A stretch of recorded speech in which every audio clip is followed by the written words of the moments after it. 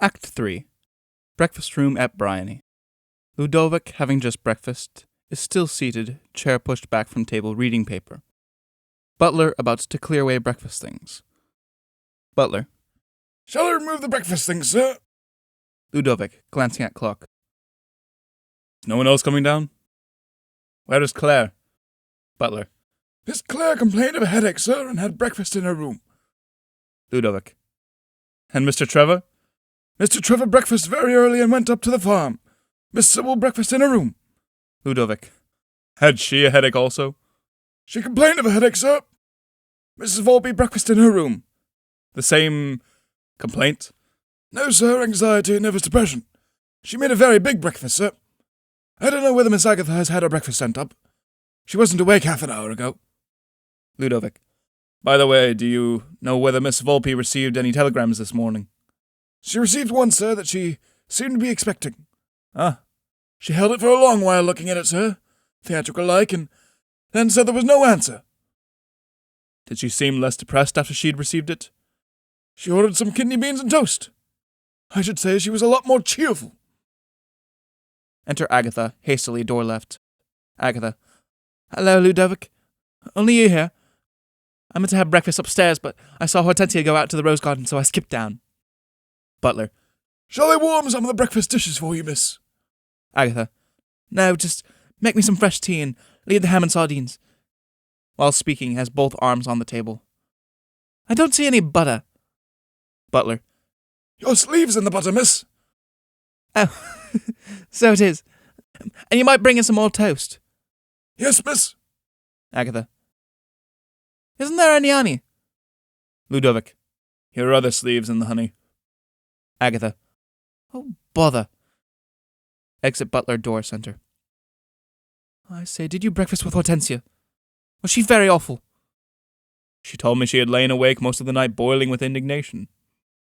She's now in the hard-boiled state of cold vindictiveness. Agatha. Oh, mercy on us, whatever shall we do? Personally, I intend going for a few weeks on a visit to Ireland. But we can't all go to Ireland. One of the great advantages of Ireland as a place of residence is that a large number of excellent people never go there. You're disgustingly selfish. You don't think what is to become of the rest of us. On the contrary, it's you that are selfish and inconsiderate. If one of you only married Trevor, all this Hortensia discomfort and forced marching would be avoided. How absurd you are, Ludovic. One can't marry Trevor without his consent. No really nice girl would make advances to a man unless he showed himself attracted to her first. And, as regards to Trevor, it wouldn't be the slightest good anyway. One might as well make advances on the landscape. Oh, we poor women are so dreadfully handicapped. If I were only a man, If you were a man, you couldn't marry Trevor, so that wouldn't help us. Your sleeves in the honey again. Enter Butler, door center, with tea and toast. Butler. Is there anything else I can bring you, miss? Agatha. No, thank you. Oh, tell cook in case I should be travelling later in the day to cut me some ham sandwiches. No mustard. Yes, miss. Shall you want the dog cart ordered? Ludovic. You had better say the wagonette and the luggage cart. There may be others leaving this afternoon. Butler. The 3:20 up or the 4:15 down, miss? Agatha. I'm not quite sure. I'll let you know later. Yes, miss. Exit Butler, door center. Agatha. If Hortensia is in a never darken my doors again kind of temper, I shall go right off to town and on somewhere from there. On the other hand, if it's a kind of outbreak that blows over in a week or two, I shall merely go and stay with some people I know at Exeter. Nice people? Oh dear no. Quite uninteresting. I met them somewhere in Switzerland. They helped to find some luggage that had gone astray. I always lose luggage when I travel. They have porridge in the mornings, but they live close to the station, so one hasn't got to take a cab. Perhaps it won't be convenient for them to have you at a moment's notice. It's not at all convenient for me to go there. But at a time like this, one can't stop to think of convenience. Especially other people's. Enter Sparrowby, cautiously, door left. Sparrowby. I've been afraid to come in before for fear of meeting Hortensia. I'm awfully hungry. I suppose everything's cold. Ludovic. As a matter of public convenience, I request you to be sparing with the ham. It may be required later in the day for an emergency ration of sandwiches. Have you booked a seat in the wagonette? Sparrowby. I say, is it as bad as all that? I hope Mrs. Bavvel might have cooled down a bit. She has. She has settled comfortably into a glacial epoch which will transform Briony into a subarctic zone in which I, for one, am not tempted to remain. Sparrowby, seating himself at table and beginning to eat. What an awful nuisance. I don't want it all to leave Briony just now. I say, do you think I'm engaged to Sybil or not? She certainly seemed to say that we were engaged last night. I really haven't given it a thought. I don't think it matters particularly. The important question is Trevor engaged to anybody? Sparrowby, I think you're awfully unsympathetic. It's absurd to expect sympathy at breakfast time. Breakfast is the most unsympathetic meal of the day. One can't love one's neighbour with any sincerity when he's emptying the toast rack and helping himself lavishly to the grilled mushrooms that one particularly adores. Even at lunch, one is usually in a rather quarrelsome frame of mind. You must have noticed that most family rows take place at lunchtime. At afternoon tea, one begins to get polite, but one isn't really sympathetic till about the second course of dinner. Sparrowby, but the whole future happiness of my life is wrapped up in Sybil's acceptance of my offer. People who wrap up their whole future happiness in one event generally find it convenient to unwrap it later on. Enter Claire, door left. Claire. Morning, everybody. Have you brave things breakfast with Hortensia? Agatha. No. Only Ludovic. He reports us being pretty bad. It's a regular case of sauve qui peut. Claire. Such disgusting weather to travel in. Fancy being cooped up in a stuffy railway carriage all the afternoon. Anything in the papers, Ludovic? Very possibly there may be. Agatha and Sparrowby have kept me so pleasantly engaged in discussing their plans that I've scarcely been able to grapple with the wider events of the day. Agatha. Oh, I can always read and carry on a conversation at the same time. I suppose I've got a double brain. Claire. Why don't you economize and have one good one? Ludovic, rising. If you two are going to quarrel, I'm off. Other people's quarrels always make me feel amiable, and a prospective parliamentary candidate can't afford to be amiable in private life. It's like talking shop out of hours. Ludovic walks towards door left. Sparrowby, jumping up and following him. I say, Ludovic, I want to ask you, do you really think... Exit Ludovic with Sparrowby, door left. Enter Mrs. Volpe, door centre. Mrs. Volpe. Is the coast clear? I'm scared to death of meeting that Gorgon again. Agatha. Had breakfast? Mrs. Volpe. Nothing worth speaking of. Oh. Is there tea? How adorable. Seats herself at table. Well. Has anything happened? Agatha. The luggage cart has been requisitioned. And if you want anything in the way of sandwiches or luggage labels, an earlier order will prevent disappointment. Mrs. Volpe. Oh, gracious, what an earthquake. And all because of a little harmless dance. If any of you girls do succeed in marrying that young man, you'll have to break him of the farmyard habit. A husband who is always going to earth is rather a poor sort of investment. Claire. As long as one marries him, what does it matter? One can afford to be neglected by one's own husband. It's when other people's husbands neglect one that one begins to talk of matrimonial disillusion. Mrs. Volpe. Other people's husbands are a rather overrated lot. I prefer unmarried men any day. They've so much more experience. Claire. I don't agree with you. Isn't there a proverb, a relapsed husband makes the best rake? Agatha. You're positively disgraceful, both of you. We used to be taught to be content with the 10 commandments and one husband. Nowadays, women want to get along with fewer commandments and want 10 husbands. Mrs. Volpe. It's no use scolding. It's the fault of our age we live in. The perfection of the motor car has turned the country into a vast prairie of grass widowhood. How can a woman be expected to cleave to one who is at Lancaster Gate one minute and at North Berwick the next? Agatha. She can stay at home and lavish her affections on her babies. Claire. I hate babies. They're so human, they remind one of monkeys. Enter Sybil, door left. Throws herself on a chair left, centre of stage. Mrs. Volpe. Well, it's no use taking a tragic view of yesterday's fiasco. There are thousands of as good men as Trevor in the world waiting to be married. Sybil. That's just it. They don't seem to mind how long they wait. And when you come to have a closer look at the thousands, there are very few of them that one could possibly marry. Agatha. Oh, nonsense. I don't see why one should be so dreadfully fastidious. After all, we're told all men are brothers. Sybil. Yes. Unfortunately, so many of them are younger brothers. Agatha. Oh, well, money isn't everything. Sybil. It isn't everything. but it's a very effective substitute for most things. Mrs. Volpe. By the way, tell me which is the nearest and cleanest way to the farm. Agatha, who's about to leave room. Through the white gates into a fir plantation and past the potting sheds. You can't miss it. Suddenly turning back and sitting down abruptly. What do you want to go there for? Merely to say my goodbyes to Mr. Trevor. And while he is showing me round the farm buildings, I dare say I shall find an opportunity to tell him how badly he's treated you all, and what an uncomfortable situation he's created, and generally work on his better feelings. Sybil. You might as well work on superior blotting paper. Exit Mr. Volpe. I don't trust that woman a little atom. Claire. I believe she's had bad news from South Africa, and she's keeping it dark and going for Trevor on her own account. Sybil. He spoke very curiously about her to me last night. Asked what I thought about her and all that. Agatha. Exactly what he did to me. I say, can't we stop her? Claire. Are you proposing to use violence? If so, I think I'll watch from a distance. When you used to play hockey, you were noted for hitting more people than you ever aimed at. Sybil, jumping to her feet. Hortensia's voice! Claire and Sybil scurry out of the room by door right. Agatha blunders into the arms of Hortensia, who enters by door left. Agatha, trying to look at her ease. Oh, good morning. Did it rain in the night? Hortensia. I lay awake most of the night. I did not hear any rain. Rings bell. Agatha. Oh, I'm so sorry you didn't sleep well.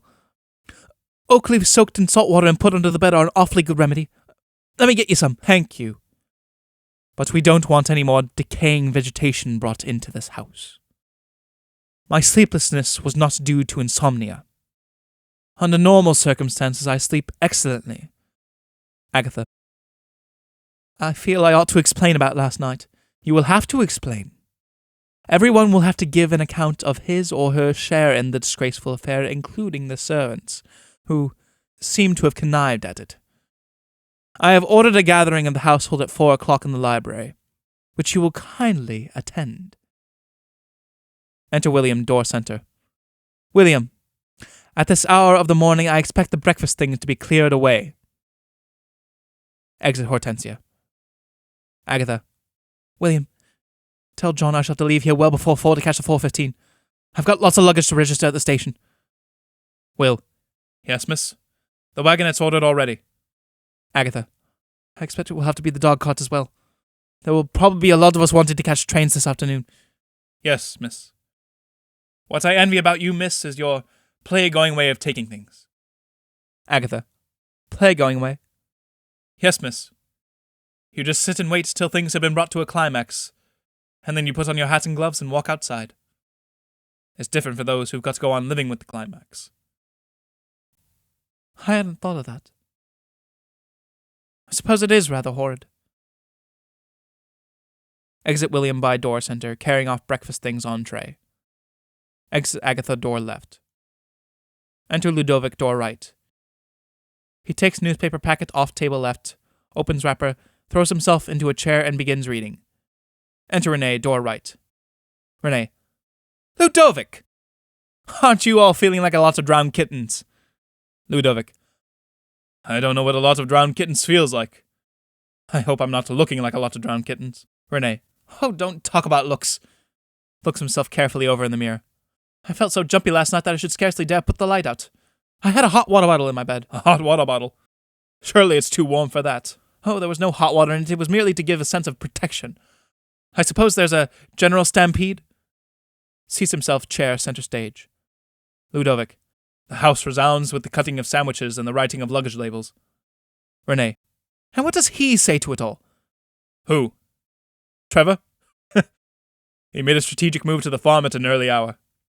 I believe he was so sleepy last night that he doesn't really know whether he proposed to Sybil or not. Sybil did her best, but that miserable Sparby ruined whatever chance she had. I've no use for that person. He's just the kind of idiot who comes up to you in a Turkish bath and says, "Isn't it hot?" Meanwhile, what are you going to do? I shall pay a long projected visit to an old chum who lives in Kildare. Nonsense, Ludo, you can't. Nobody really lives in Kildare. I don't believe there are such places. And old Spindleham is really at the last gasp. The Western Morning News says he can't live out the week. Ludovic. Under present circumstances, Renee, I have no intention of standing. Oh, don't be so provoking. Go and see Trevor and tell him he must marry Sybil. Explain the circumstances to him. A wife is the sort of thing that can happen any day, but a parliamentary vacancy is a different matter. There's your career to think of.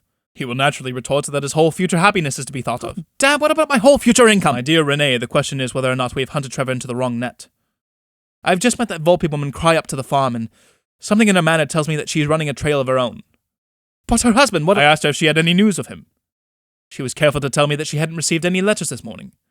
She was equally careful not to inform me that she did get a telegram. I fancy that telegram announced her promotion to the rank of widowhood. But you surely don't think that Trevor That's exactly what I do think. We've tried to badger and harry him into a matrimonial entanglement with all sorts of eligible and likely young women. And it's quite in the nature of things he'll turn round and perversely commit himself to this wholly impossible person. You must remember that Trevor is a fellow who has seen comparatively little of the world, and what he's seen has been more or less of one pattern. Now that he's suddenly confronted with a creature of quite another type, with whom he isn't expected to interest himself, naturally at once he becomes interested. Renee. Well, if this stumbling block of a husband of hers has really been good-natured enough to migrate to another world, everything is plain sailing.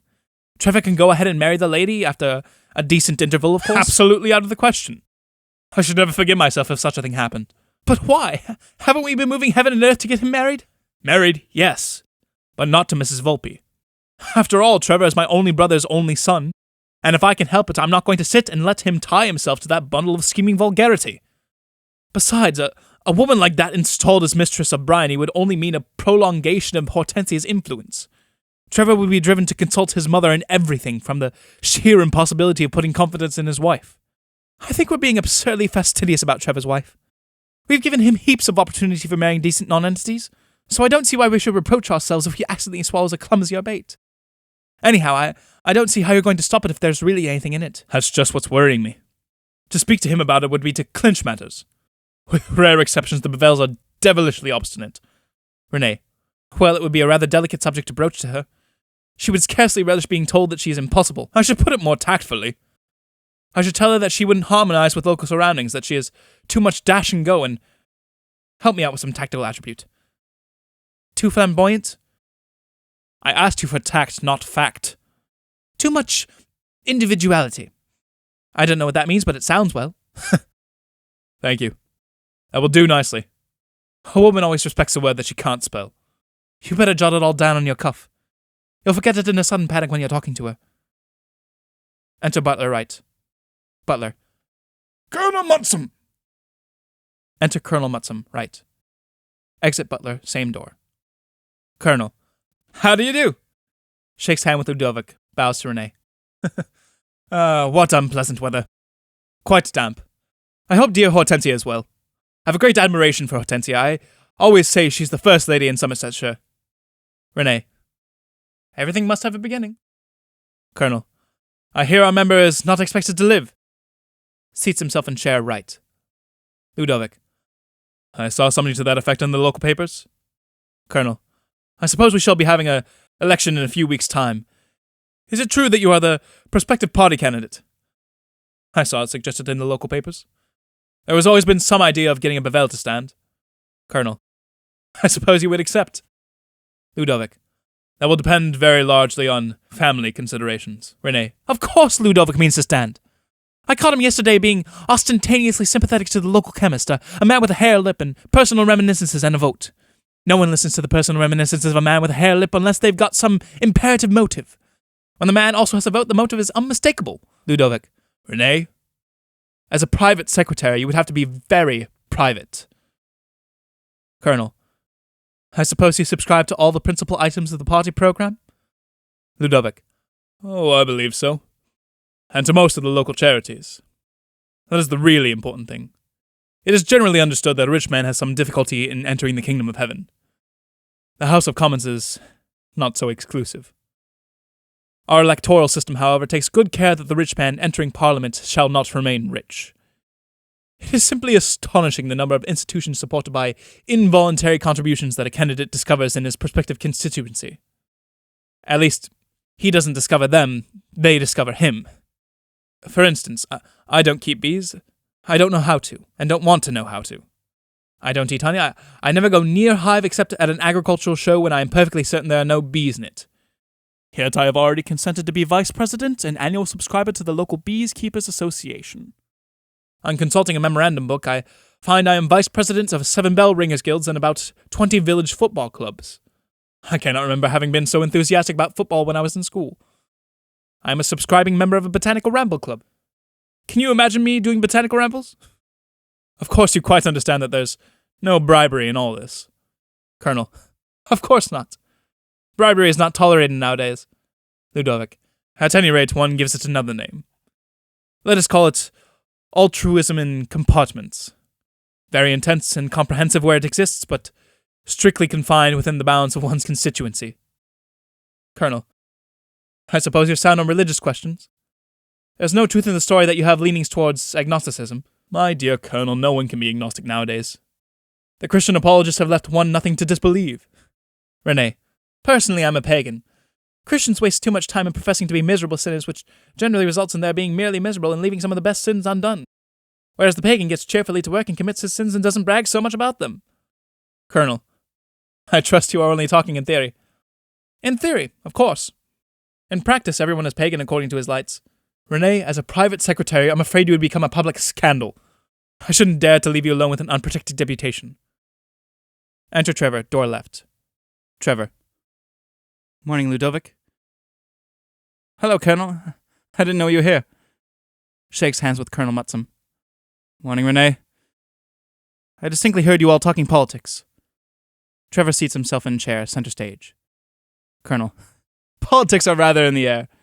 It seems we are threatened with a parliamentary vacancy. Ludovic. By way of meeting trouble halfway, Colonel Mutsum has come to ascertain whether there is any probability of my standing. Colonel. I should have expressed it differently. Things do not point at present to the probability of my becoming a candidate. But the Colonel has taken things betimes and has been doing a little preliminary heckling. Colonel. Not heckling exactly. My position as vice chairman of the local party association gives me some opportunity for gauging opinion down here. Collectively, the government has perhaps lost some of its prestige, but individually, I think ministers are popular. Ludovic. Including the irrepressible Bumpingford? Colonel. Oh, certainly.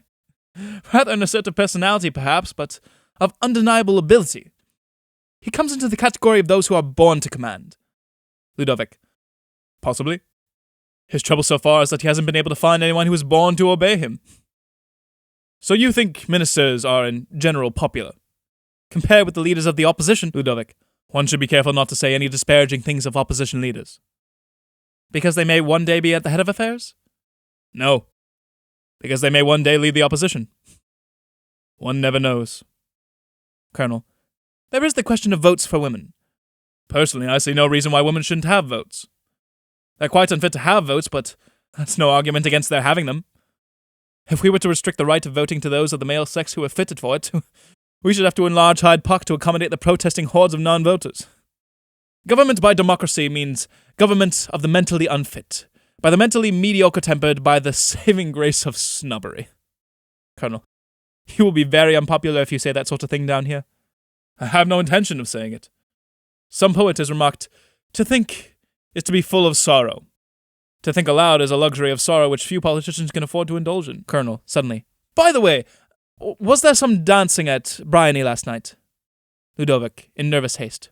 Oh no, just some Shakespeare readings and a little music. I wonder you haven't asked me about land values. Colonel, I was coming to that. Trevor, eagerly. It's rather an important question, particularly down here. Ludovic.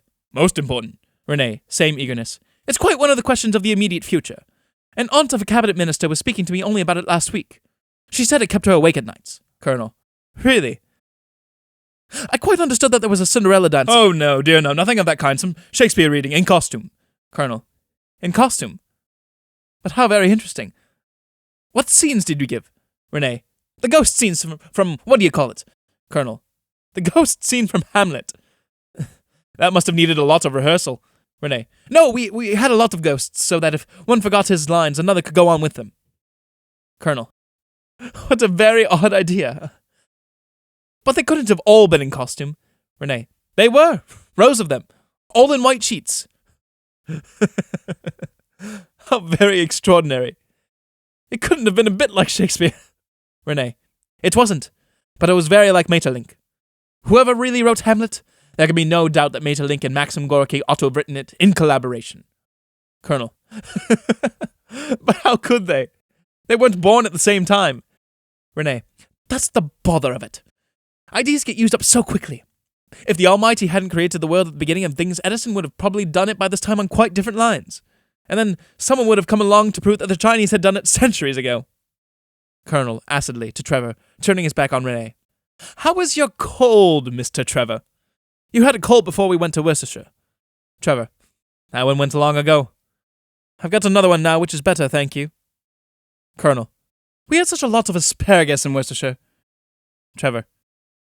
Yes? We got our earliest asparagus in London, then we got more down here, and then we had a late edition in Worcestershire, so we've had quite a lot this year. Renee. The charm of that story is that it could be told in any drawing room.